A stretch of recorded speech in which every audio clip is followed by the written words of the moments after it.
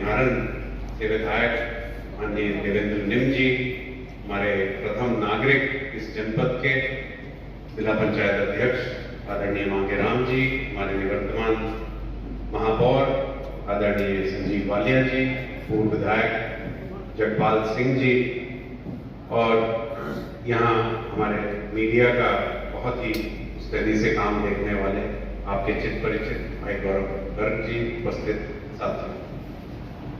हम प्रतिवर्ष मुस्लिम लीग आजादी से पूर्व ये 1906 में बनी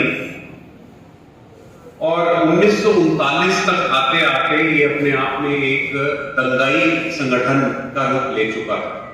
बहुत भीषण दंगे इन्होंने भारत में करवाए, जहां जहां इनके लोग थे। बहुत लूट मचाई, बहुत आगजनी मचाई,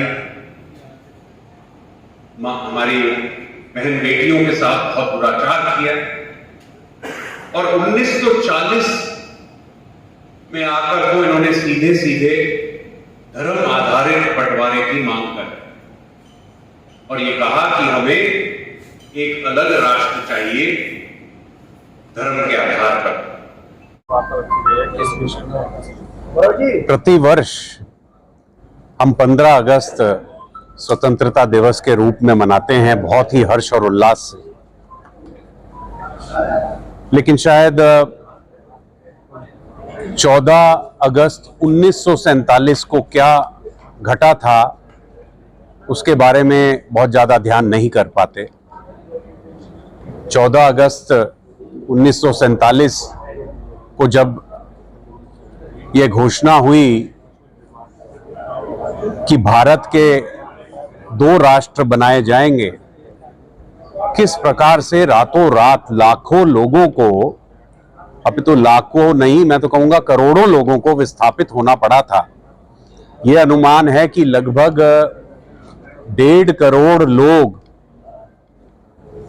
आज जो पाकिस्तान कहलाता है और जो बांग्लादेश कहलाता है, उस समय पूर्वी और पश्चिमी पाकिस्तान का नाम दिया गया था अंग्रेजों द्वारा उन्हें, वहां से विस्थापित हुए।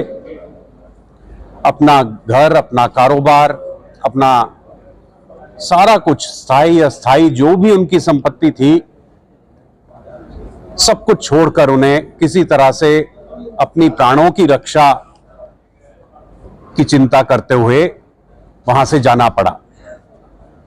लेकिन लाखों लोगों का नरसंहार हुआ और आपने वो दृश्य देखे होंगे कि कैसे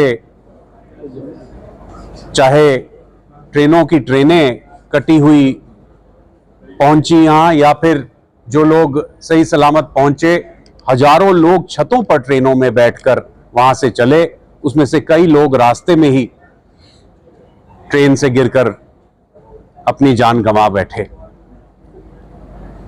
मैं ये कहूं कि 20वीं सदी का ये सबसे दिल दहलाने वाला एक समय रहा होगा तो अतिशयोक्ति ना होगी। आने वाली पीढ़ियां और वर्तमान की पीढ़ियां इस अन्याय को, इस नरसंहार को भूले ना, सदा दिल में संजो कर रखें और इतिहास से कोई सीख ले।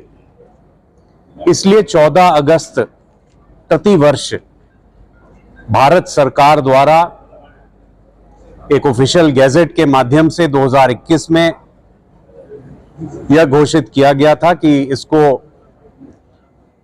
विभाजन विभीषिका स्मृति दिवस के रूप में मनाया जाएगा, यानी कि द हॉरर्स ऑफ पार्टीशन के रूप में, the horrors of partition remembrance day के रूप में। और हम रिमेंबर करें, याद करें हमेशा कि वो लोग जो सब कुछ खोकर आए थे, क्या यातनाएं उन्होंने सही। 1.5 करोड़ से अधिक लोग अपना घर छोड़कर विस्थापित हुए। 10 लाख के आसपास लोगों ने अपनी जान गंवाई और यह अनुमान है कि 1 लाख से अधिक महिलाओं के साथ अनाचार हुआ। हमें उन लोगों से कई बार मिलना हुआ है जिन्होंने ये यातनाएं स्वयं सही हैं और जो बालावस्था में किसी प्रकार से यहां पहुंचे, और जब वो ये उनके साथ बीता हुआ वाकया सुनाते हैं तो रूह कांप उठती है। इस स्मृति में कल सहारनपुर में प्रातः 10 बजे भारत माता चौक से नीलकंठ धाम तक मौन जुलूस के रूप में हम सब चलेंगे और उसके बाद वहां एक प्रदर्शनी होगी। जो कुछ घटा विभाजन के समय उससे संबंधित, और इसी प्रकार का कार्यक्रम जिला प्रशासन द्वारा भी सायंकाल जो हाथी गेट है कोर्ट रोड पे और वहां से लेकर IMA भवन तक रहेगा। हमारे जितने भी संगठनात्मक जिले हैं भारतीय जनता पार्टी के, उन सब में विभाजन इस विभीषिका स्मृति दिवस को इसी रूप में मनाया जा रहा है। तहसील स्तर पे भी, जिले में भी, और हमारे बीच में हमारे जिलाध्यक्ष डॉक्टर महेंद्र सैनी जी भी पहुंचे हैं। जिले के कार्यक्रम के बारे में वो आपको जानकारी देंगे। इतना ही मुझे आपके समक्ष विषय रखना। अगर भी एक बात बताइए, भारत सरकार इसे विभीषिका दिवस, जो लोग पाकिस्तान लाहौर से या उस समय भी पश्चिमी पाकिस्तान से, पूर्वी पाकिस्तान से आए, क्या उनके पुनर्स्थापन के लिए जो भारत सरकार की योजना है, देखिए वो एक याद कर रही है, बिल्कुल लोगों के घाव हुए हैं, क्या उनको कोई मुआवजा देने की स्कीम या उनको बचाने की स्कीम भी कोई भारत सरकार के पास है? नहीं, देखिए इसमें तो सिंपल सी बात यह है कि वे लोग आए और उसी समय किसी ना किसी प्रयास से अपने आप कोशिशें करके दोबारा से वो स्थापित हो पाए। जिनकी जो संपत्ति उस क्षेत्र में थी, सरकार द्वारा ये इंफॉर्मेशन ली गई कि आपका कितना था वहां पर, कुछ हद तक उनको यहाँ पर रहने के लिए एक मकान, बिल्कुल वैसा तो नहीं लेकिन विभिन्न शहरों में दिया गया। जैसे कि मेरी पूज्य दादी माँ हैं, उनके परिवार को हैदराबाद में दिया गया। मेरा सवाल ये है साहब, ये क्योंकि अब आप 70 साल के बाद आपकी सरकार बना रही है, उन गाँवों को पूरे रही, लेकिन अब ये जब आप उनके लिए सिर्फ याद दिला रहे हैं उन्हें, या उनकी कुछ क्षतिपूर्ति भी कर रही है आपकी सरकार? आज ईश्वर की कृपा है कि वे सब लोग बहुत संपन्न हैं और हमारी सरकार उनके साथ हर तरह से खड़ी। योजना क्या है भारत सरकार की? सिर्फ उन्हें याद दिलाना है कि उनके साथ, उनके पूर्वजों के साथ ये हुआ, इतना याद दिलाना मात्र है, या उनका कुछ हमेशा करने की उनके ये तो आवश्यक है ही। परिवार ऐसे हैं जो आज भी बहुत दयनीय स्थिति में है, अपने शहर में भी है, देश के अंदर भी है। तो भारत सरकार की क्या कोई ऐसी योजना है उन लोगों के लिए जो जिन्होंने विभाजन की विभीषिका देखी है या झेली है, उनके लिए भारत सरकार की क्या योजना है? नहीं, बिल्कुल। और देखिए उन लोगों में योजना कोई ऐसी योजना नहीं है, लेकिन हमें हमेशा इतिहास से सबक लेना पड़ेगा। अगर हम इतिहास को भूल जाएंगे, कर रहे हैं, उन्हें याद दिला रहे हैं, तो आपके पास योजना क्या है?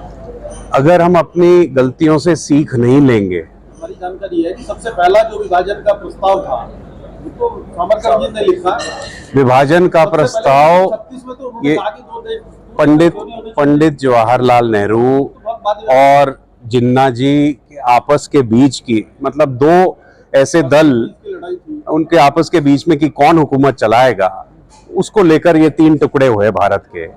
उसमें 2 राष्ट्र बने, एक तो ईस्ट पाकिस्तान और वेस्ट पाकिस्तान और भारत। सवाल ये है कि भारत सरकार की कोई योजना नहीं है।